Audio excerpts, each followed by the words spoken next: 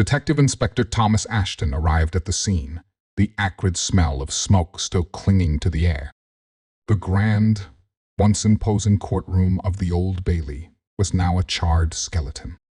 Blackened timbers reached towards the grey London sky, a grim testament to the fire that had raged through it the previous night.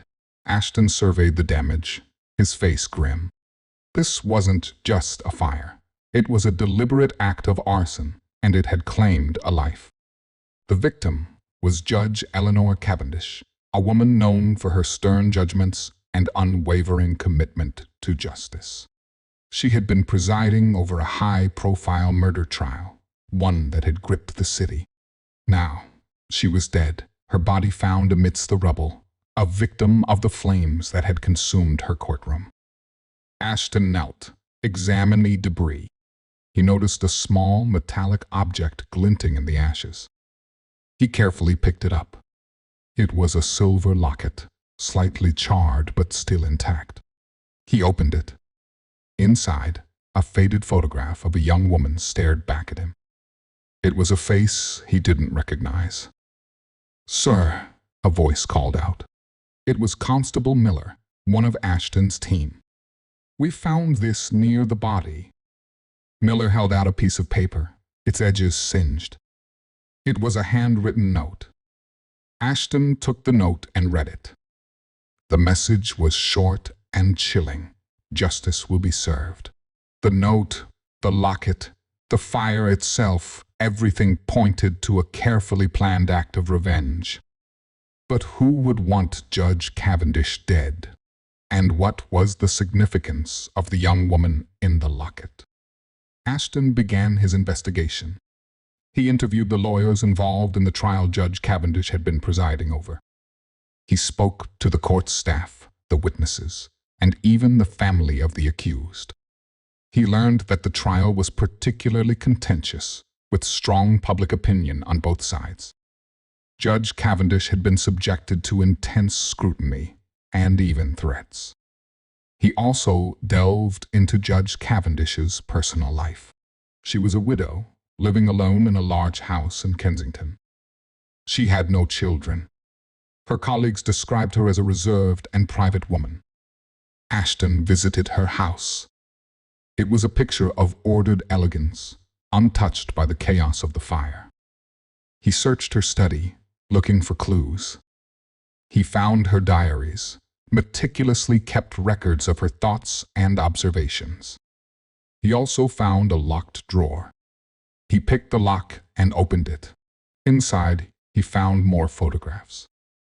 The same young woman from the locket was in several of them, but now she was older, her face etched with sadness. There were also photographs of Judge Cavendish and the young woman together, smiling and happy. Ashton realized that the young woman was Judge Cavendish's daughter. He had checked her records earlier, but there was no mention of a child. He discovered that her daughter had died tragically years ago, a victim of a hit-and-run accident. The driver was never caught. Ashton now had a motive. He suspected that someone connected to the hit and run, someone who blamed Judge Cavendish for not pursuing the case more vigorously, had taken revenge. The justice mentioned in the note wasn't the justice of the law. He went back to the courthouse and reviewed the records of the cases Judge Cavendish had presided over throughout her career. He looked for any cases involving hit-and-run accidents, any cases where the victim was a young woman. He found one, a case from 20 years ago. The victim was a young woman named Sarah Miller. The driver was never identified. Miller. It was the same surname as his constable. He called Miller into his office. "Constable," he said, "tell me about your family." Miller looked surprised. "My family, sir? What about them?" "Your sister," Ashton said. "Sarah Miller. She was killed in a hit-and-run accident 20 years ago." Miller's face paled. "Yes," he whispered. "How did you know?" Ashton showed him the locket, the photographs, the note. He explained his theory. Miller listened, his eyes filling with tears. "My sister's death destroyed my parents," he said. "They never recovered. They blamed the police. They blamed the judge. They said she didn't care, that she didn't try hard enough to find the driver." "And you?"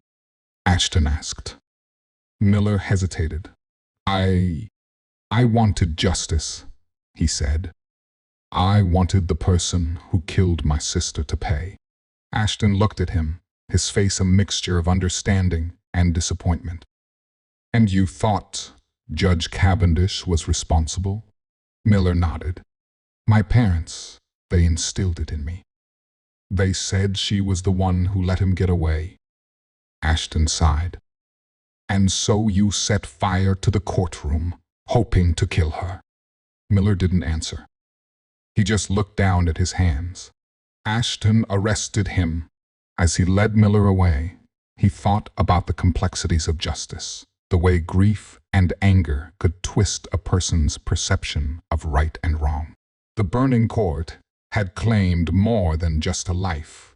It had claimed another victim, a young man consumed by a desire for revenge. The case was closed, but the questions it raised would linger long after the ashes had cooled.